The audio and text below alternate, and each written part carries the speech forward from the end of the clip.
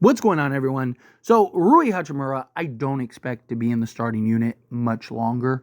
It's not just because of the Cavs game. It's because they got Dorian Finney-Smith. And you saw in that Cavs game why Dorian Finney-Smith is more likely than not eventually going to be the starting three for this team. He's just so much better defensively.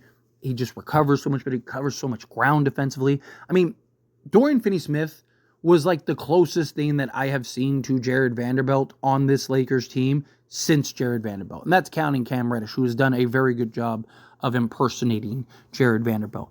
It's just Rui Hachimura. Again, I like Rui. I like Rui a lot.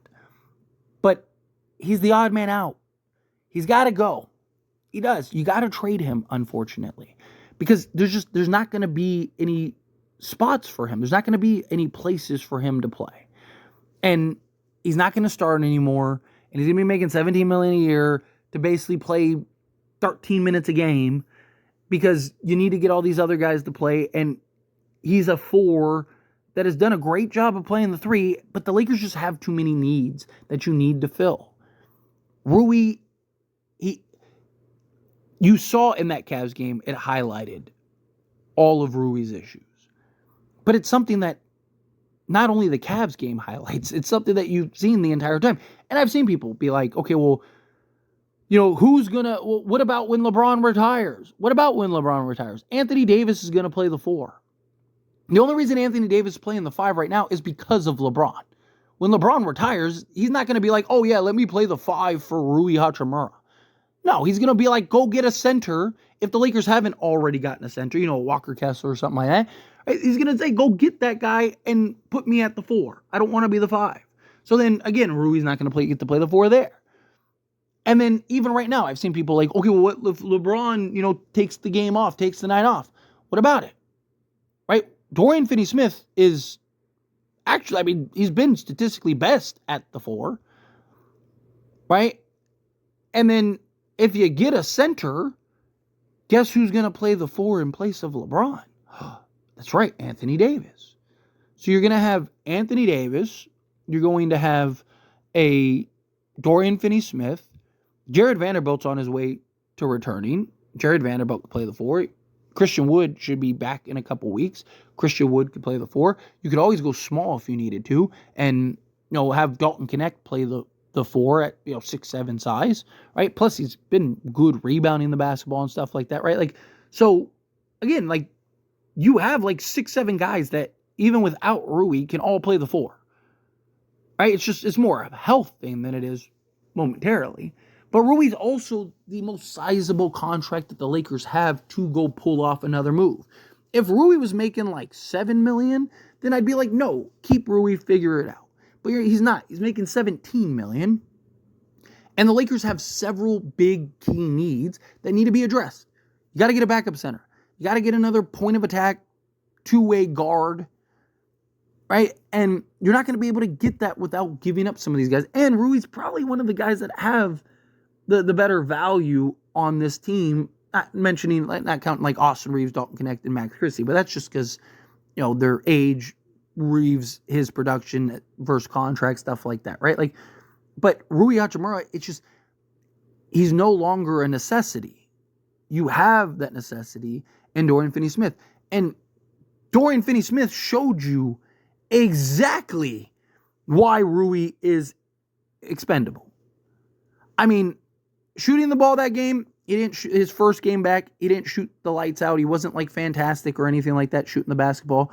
But defensively and the hustle and the plays and the ground he covers and the way he was keeping balls alive and how many turnovers he created that he didn't get credit for because he didn't actually secure the ball. He just was the one that disrupted to create the turnovers. Right? Those are the things, those are the differences. He was a +7 for a reason. Every time the Lakers got down by double digits, JJ Redick put in Dorian Finney-Smith and the Lakers immediately got back into the game because of his versatility. You saw him defending Darius Garland, Jared Allen, or Evan Mobley, right? You saw him switching from guards to wings, right? He was defending Donovan Mitchell, right? Karis LeVert. It's literally, he was just everywhere. defending all these guys, doing what you can't do that with Rui Hachimura. The 3-point shot for Dorian Finney-Smith, I trust to be there. Dorian Finney-Smith is shooting 43% from 3-point range on more volume than Rui Hachimura, who, to his credit, is shooting 45% from 3, right, on the season. But Rui, when he's not producing offensively, is unplayable, as you saw in that Cavs game. Dorian Finney-Smith, when he's not giving you anything offensively, is still incredibly playable and impacts the game in so many ways. Again, he only got 4 total attempts, 2 3-point attempts, was 1 of 4 from 3. His first basket was a hustle play, right? He got 2 points, 2 rebounds, 2 assists. Right? Again, you look at the box score, you're like he didn't really do anything. If you actually watched the game, he was everywhere. If he played 35 minutes, that might have been a completely different game. Just because of his impact in so many different areas, so many different ways. I like Rui.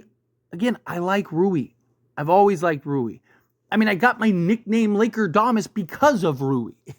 Right? Like, but he's the odd man out. He has to go. You have a redundancy that needs to be addressed. You had a redundancy with Reeves and D'Lo. Now you have this redundancy with now Dorian Finney-Smith coming in and Rui Hachimura, and you have other needs. If the Lakers didn't need anything else, if the Lakers were a contender right now, and it's like, just keep Rui and just figure it out, then you keep Rui and figure it out. But we're not in that position. And Rui is a valuable contract that we could take to now go get another guy, to go get that other piece we need to potentially make us a contender, or at least put us closer. And you saw everything you wanted to see from Dorian Finney-Smith. And that was Dorian Finney-Smith not knowing anything.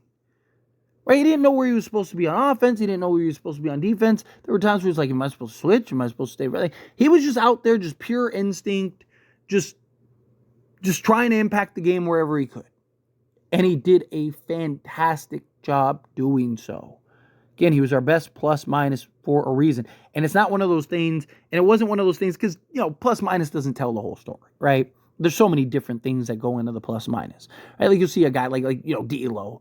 It'll be like a plus 10, and he's like our best plus minus. He has like 3 points, and you're like, and if you watch the game, you're like, D'Lo was terrible. Why were the Lakers a plus? Why was he a plus 10? It's just because like the unit he was in with.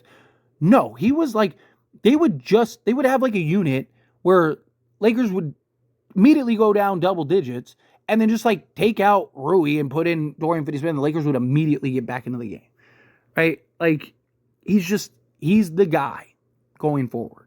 Rui Hachimura, unfortunately, D'Lo was the guy that's out. Rui was the guy that's in. I made a whole video breaking this down before this game even happened.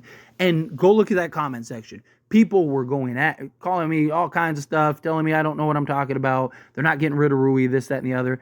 And now a lot of people are like, you know what, you're right. A lot of people are coming around after this game.